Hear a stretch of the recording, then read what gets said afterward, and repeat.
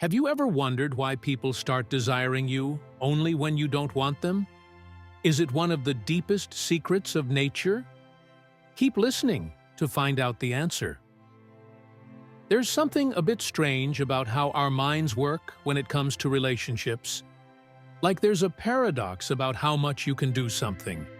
The more we want it, the less likely we are to get it, and vice versa, to let go of something and pursue it with the same passion. When we let it go, it starts to come closer to us, as if our desire is drawn by its absence. This dynamic is not just a quirk of human interactions, it is as if the universe is a reflection of the deeper principles observed in nature and articulated by ancient philosophers. How much we can't, and how much of what we want. Think of a lion as a test to see if we can break away. A lion does not run after every prey it sees. It waits and watches. And when the moment is right, it acts with precision and purpose. The power of the lion not only in physical abilities, but also in knowing when to act and when to remain still. Similarly, we regain control when we stop chasing after him. We can learn from the lion, and more patient, balanced, and have more control over our desires. So why is it that they want us when we are no longer interested? The answer is basic human psychology, which the Stoics understood and explained long before. As Epictetus said, it's not what happens to you that matters. How you react to them when you stop reacting with despair or desire, you completely change the dynamic of the interaction. From follower to follower, when we really embrace indifference, you become the person that someone really, when we don't really care whether you want it or not, we create a space for self-respect and dignity to flourish. It's not just a show. It's not just a game. When you are indifferent, it is a letting go of a true detachment, which means letting go of the need to control or possess the soul of others. You are not impressed by their moods or interests, and it is precisely this situation you will be in your state. Marcus Aurelius, one of the most influential Stoic philosophers, writes in his Meditations, "You have control over external conditions, not external circumstances." You will feel stronger when you stop seeking approval from others and stop being dependent on their attention or love when you are not. You become an irresistible force. This inner force, this silent self-confidence is really attractive. I'll explain this in more detail let's take an example. Imagine someone who is constantly seeking approval and love from others, constantly texting, looking for reassurance, and is available at any time. What message does this send in this case? It shows a lack of self-esteem and self-confidence, and it makes you look like a needy person, which is not a very nice image right now. Imagine the opposite, a calm, cool-headed person who does not run after you and does not seek approval. Imagine that this person is self-confident and confident, and this is exactly self-confidence attracts others. The key is to play the game, avoid manipulation and deception. Instead, focus on developing true self-control and indifference. That it's not about pretending not to care, it's about not really caring. Understanding that your worth is not determined by others' interest in you is that the essence of Stoicism is that true power comes from within, from your own mind. The idea that it comes from your own actions, from the approval or love of others. So when you feel that someone's interest in you is waning, don't chase them away. You need to do more. You need to be more. Don't fall into the trap of thinking that you have to do something to win back their interest. Instead, take a step back, embrace the power of indifference, and focus on your own growth and peace of mind. Don't try to control the situation. When you stop trying to control everything, you will find that you can control yourself. True happiness, as he says, is about living in the present moment without worrying about the future. Whether their interest will come back or whether their interest will be rekindled. Don't worry about flare-ups. Instead, you should not worry about the current main, and focus on living with dignity and self-respect. It is precisely when you are no longer interested that what you are no longer pursuing can start to come towards you. This is the first sign that they want you. It's not a matter of playing something that's being played, but of cultivating true Stoic indifference. It's about finding your power within and letting go of the need for external validation. When you do, you become a person of real substance. You don't chase after anything, because you know that what is meant for you will find you in its own time. We all know that we can control everything, our relationships, our circumstances, and even to think about the actions of others we tend to believe.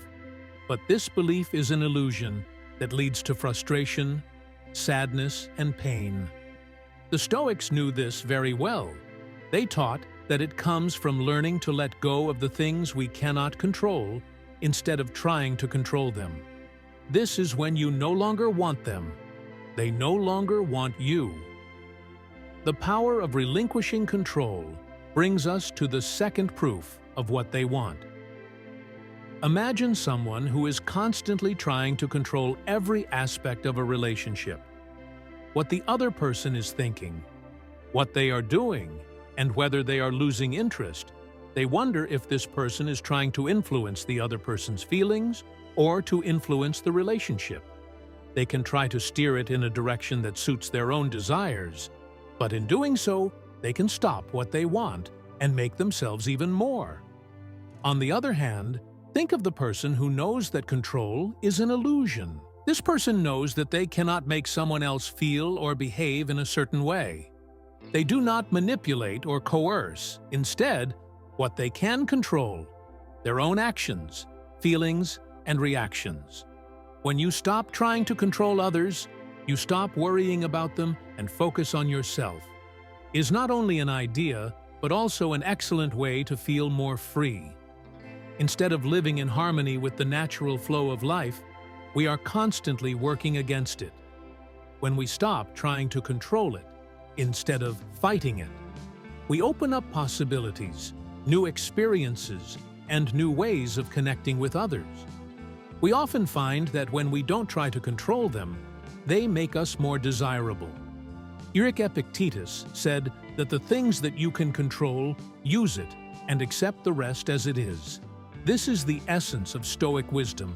Focus on what you can control, your own thoughts, your own actions, and let the rest go. And when you do, you become a strong, calm, and peaceful person, unaffected by the turmoil around you. This inner peace is what others find so attractive.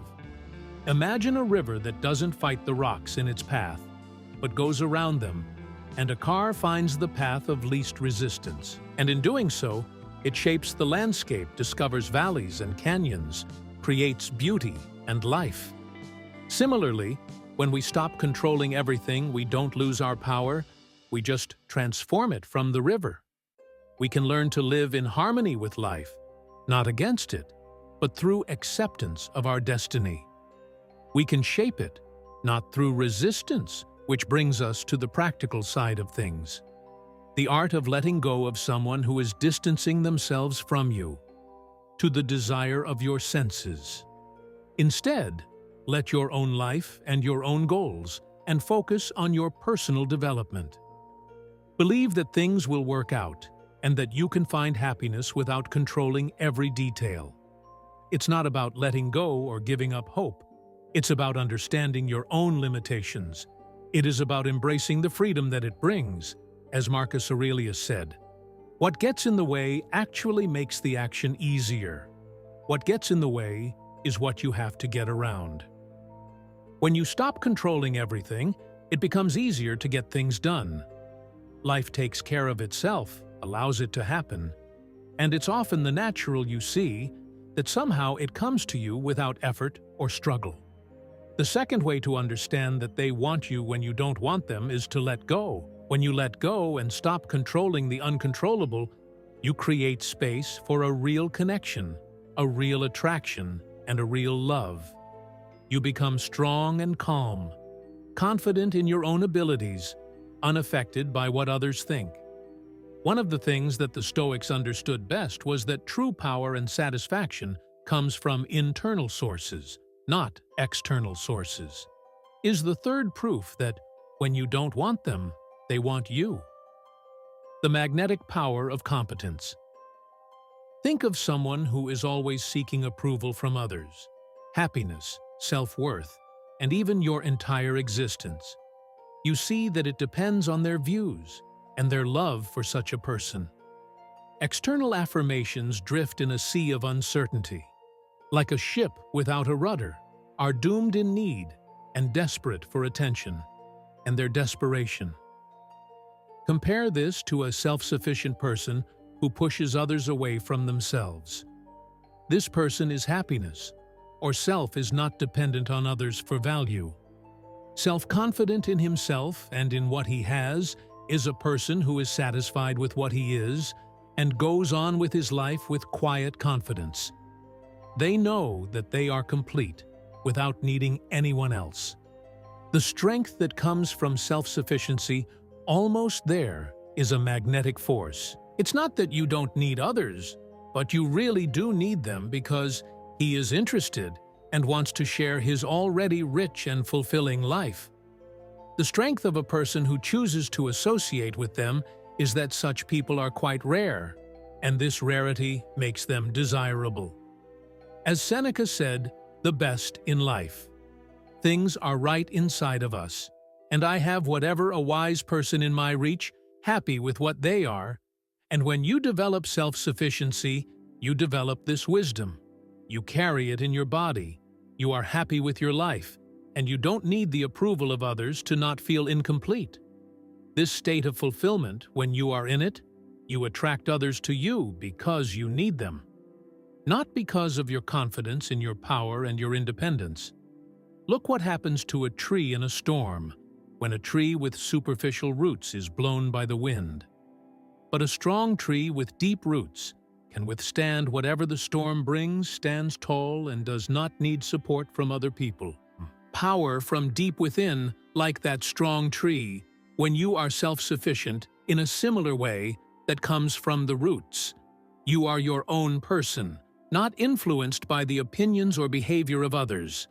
You have confidence in your abilities, your values, and your self-worth are one of the key strategies for developing self-reliance. Focusing on one's own growth and development can make one feel that one's interest is waning. When you feel that you can give them back by addressing their needs or wants. Don't try to win instead. Focus on yourself and be the best version of yourself. To develop your skills, knowledge, and character to become the version. The greater the investment you make in yourself, the more you can expect from others. The less you need, and the more attractive it makes you. In his book, Meditations, he often talks about the importance of self-sufficiency and self-development, that your thoughts shape your soul, your own, when you focus on your development and adopt a mindset of self-sufficiency. You create a vibrant, strong, and attractive inner world. Your inner strength is natural, attracts others to you because you need them, not because you need them, but self-sufficient because they are drawn to the strength and confidence that radiates from within you. Being is not only about personal development, but also as you are. It's about accepting that you are complete to fill a void in your life. You don't need anyone else because there is no void to fill. You are complete and you are whole, and that is what makes you attractive to others. When you stop waiting for someone to approve or complete you, everything changes from someone who needs others. You become someone that others want. And when you no longer want them, the third way to realize that they want you is self-sufficiency, is to observe its magnetic power. And when you develop this quality, you become someone who is not dependent on the love or approval of others. You become a confident and happy person. You guys are what others find most attractive in the sufficiency and quiet power they have. Not because you are looking for them to have the qualities you have. They are drawn to you because they want the human heart. It has a paradox. that has made philosophers and poets ponder the paradox of desire as the more you want something, the less chance you have of getting it. When we give up the burning desire, when we stop clinging to it, they usually come to us on their own. That's when you don't want them. Desire paradox. Desire is a double-edged sword, can on the one hand motivate us, give us strength, and help us achieve our goals. On the other hand, when you direct your desire to another person, desire can become suffocating, consuming, and ultimately repulsive. They understood and said that the key to living a peaceful and fulfilling life is to take control of our desires and want less. Epictetus once said that the only precious goal in life is freedom, which you gain by ignoring what you cannot control. Said that the freedom referred to here is not only physical freedom, but also more deeper, is a more meaningful freedom than freedom from the tyranny of our desires.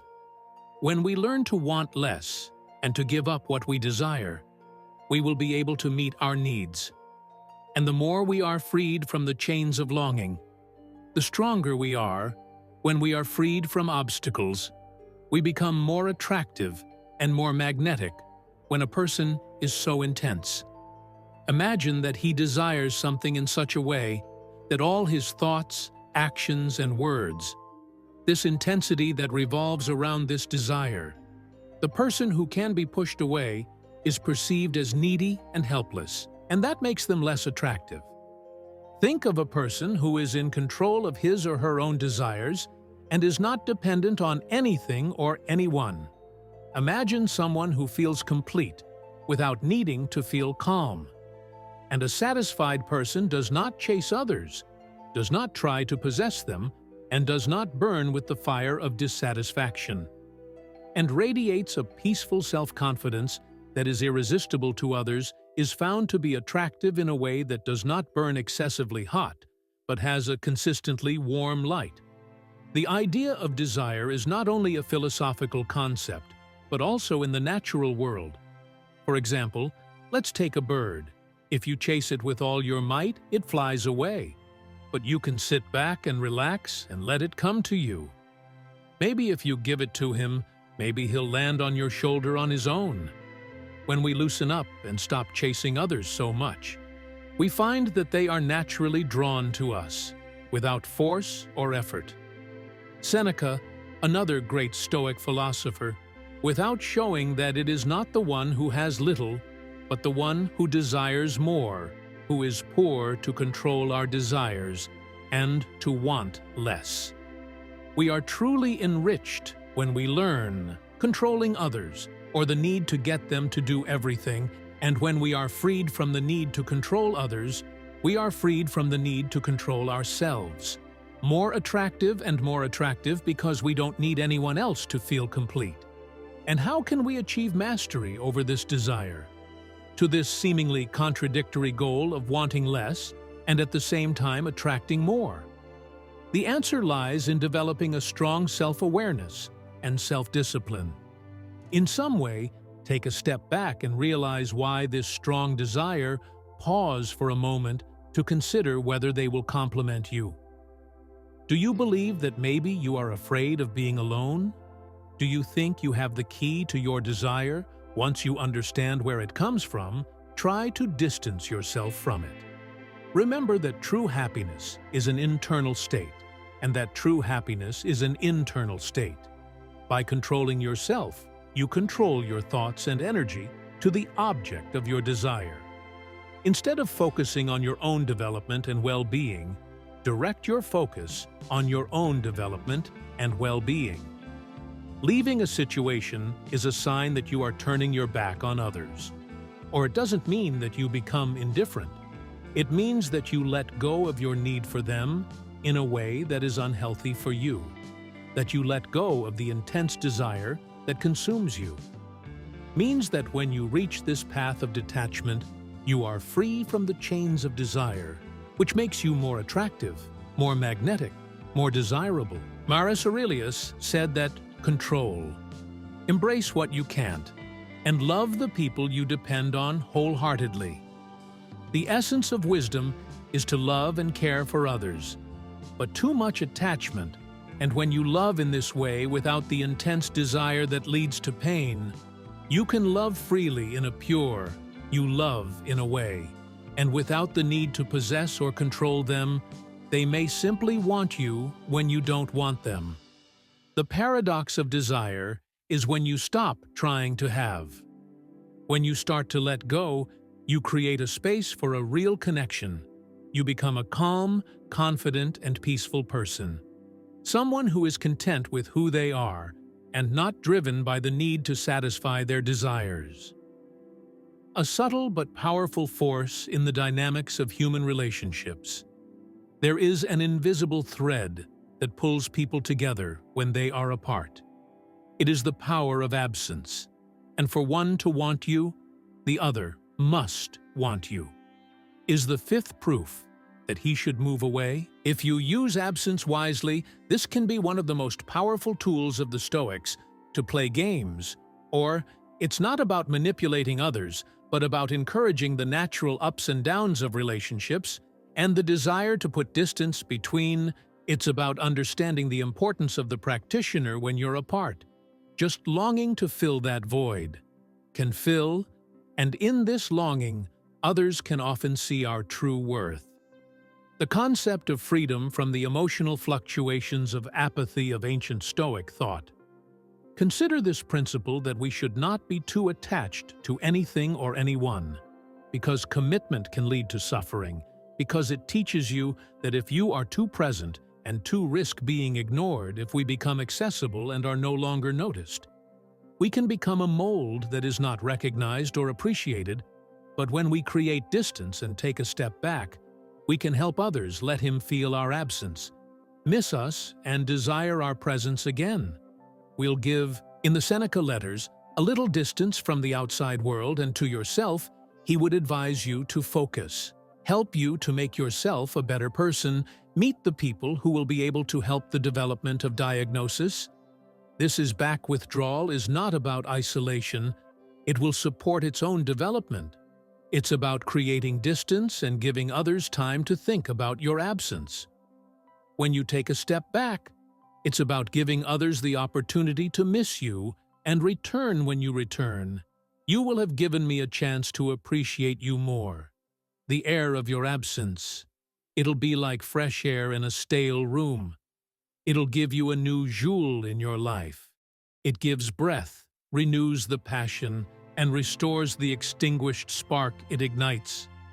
Just as a fire needs air to burn, relationships also need space to develop.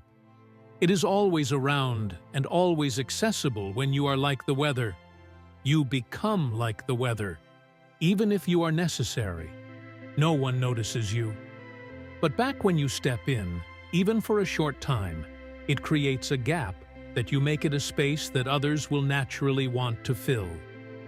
This principle applies not only in human relations, but also in nature. Think of the tides coming and going, and when they don't, the shore makes him come back. Waits, the cyclical nature of the tide, makes the shore a state of anticipation, readiness, and appreciation. He keeps it in a similar way when he steps back and gives himself some space.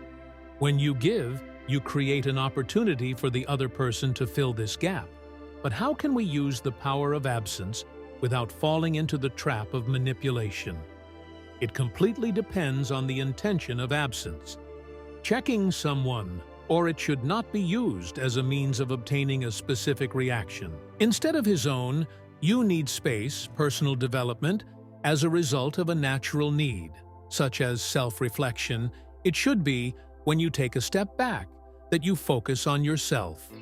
Inner peace, what you need to develop, and devote time to your own interests.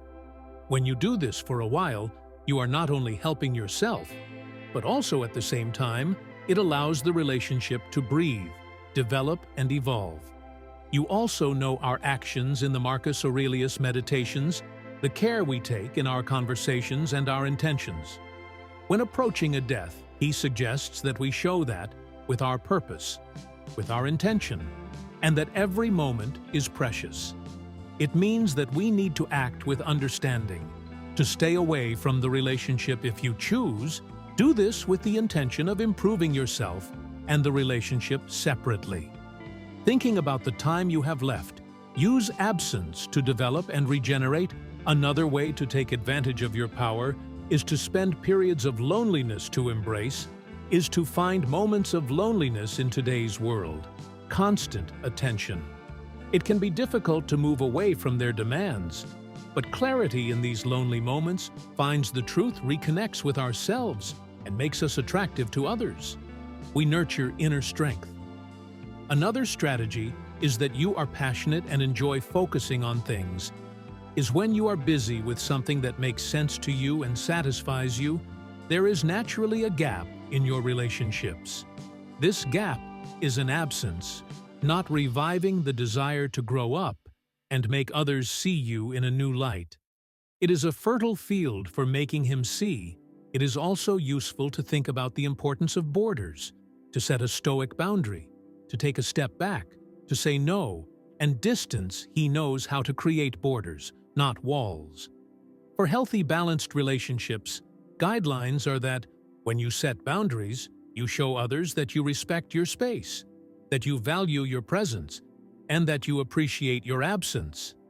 As Epictetus said, a wise person does not worry about what he does not have. What he has celebrates. When you take a step back in the relationship and embrace the emptiness that has left him, you're not actually feeding him, you're actually feeding him, growing, developing, and getting better. You provide the space needed to come in this space. Others will realize your true value. They will want to be with you and you. They will only understand when you are gone. Fifth, they will only understand you now when you don't want to. You can look at the power of absence to see what they want. Take a step back and create some space for others. You have created. You make them feel your absence. They miss you and desire you. Mysteriously, you become an interesting and deep person. You are not always around, but you are being effective.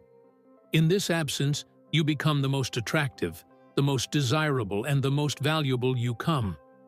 We often think that we need other people, and this thought deceives us. To achieve true happiness and satisfaction, without depending on others, we can. This illusion traps us in addiction and takes away our inner strength. The Stoics knew that true strength comes from self-sufficiency, that our well-being comes not only to others. They understood that it depends on ourselves.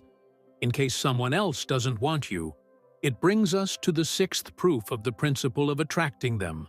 Only when you want, turning addiction into strength. The idea that we need someone else can be tempting. It tells us that we are not enough on our own, and that we need someone else to feel complete. But this is a false belief, that it weakens and puts our happiness in the hands of others. We need someone when we think we hear. It becomes vulnerable, it becomes open to manipulation, and we become easy to control people to think that our own value depends on their presence, paying attention to us, or affirmations we start. In this case, we cannot see our own strength and potential. But what happens when we burst the bubble? We feel complete, happy, and satisfied. What happens when we realize that we don't need anyone to be? We take back control. We turn addiction into a force. We turn our relationships we become people who are not defined, but who define our relationships through the power of our character, our will, and our inner resistance. Sages, naturalist, philosopher Seneca, start living your life now and treat every day as a new beginning. This wisdom has said that every day and every moment is complete on its own. It teaches that we need to live as dependents, that we adopt this mentality regardless of what will happen tomorrow or who is around us. Addiction, we get rid of your chains every day, and every moment has the potential to satisfy. We understand that it is happening, regardless of who is in our lives or not. Think of the oak tree. The soil is firmly rooted. Tuesday from the winds of change unaffected, stands upright and strong, does not need the support of other trees. Its strength, similarly, it comes from the depth of the roots and the durability of the trunk when we focus on our own strengths and become self-sufficient. Well, we can be durable and unshakable in a similar way to the oak tree.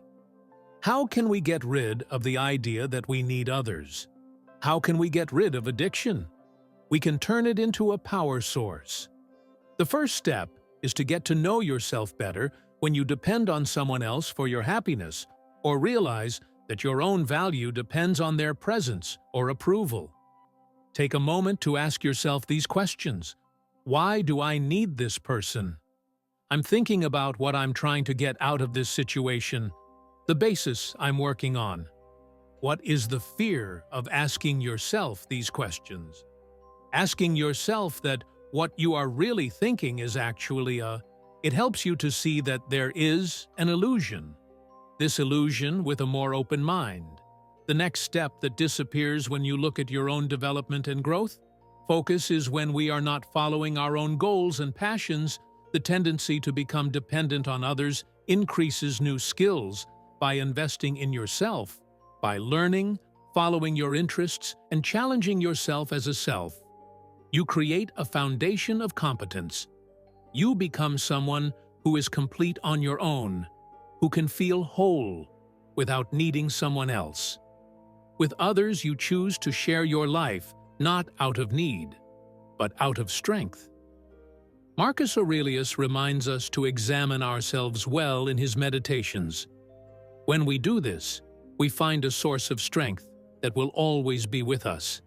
This Stoic, it is the essence of philosophy, that the real power and the idea that the power comes from within us is its own powerful. Your focus on your aspects decreases your dependence on others. You are self-sufficient. You become a resilient and strong person. The other way to turn addiction into strength is to practice separation. It is to remove these people from your life or indifferent to relationships. It does not mean to be rather overly attached to any person or result. It's about having a mindset that doesn't stay separate, place in relationships. It allows you not to lose yourself while buying, allowing you to care a lot about others while giving. It prevents them from being the cause of your happiness. Epictetus, he said, that if you want to improve, be pleased to be considered stupid. And stupid. This advice may seem a little harsh, but independence and emphasizes the importance of self-sufficiency. When you are happy with yourself and when you don't need the affirmation of your value to others, you are less influenced by what others think. You spend your life on your own values, and you can live in accordance with your principles and act without fear of being judged or rejected. Finally, make time for solitude. In a world where many people consider solitude boring, Stoics think of loneliness as growth and self. He believed that it was a valuable time for exploring, the peace of mind of being on your own. And when you find satisfaction, you start to see that you don't need anyone else, that you are complete on your own. And to fill the gaps in your life, you realize that you don't hear to someone else. Someone is just not interested in you.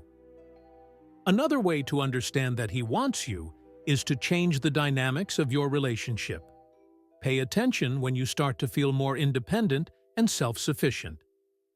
Now you see clearly that they are not your world center when you realize that you can be happy or valuable without needing others. And when you trust yourself and develop your inner strength, you become a strong, durable, and self-confident person who does not depend on others. That's what power and independence are. What others find so attractive. It is the attraction to someone you don't need that makes you attractive. So others, I'm attracted to you not because you need it, but because you don't need it. If the video has added something to you, don't forget to show it by pressing the like button, subscribe to the channel, to be informed about new videos, and this by sharing valuable information with your loved ones. Touch their lives too. Remember that the real power is in us.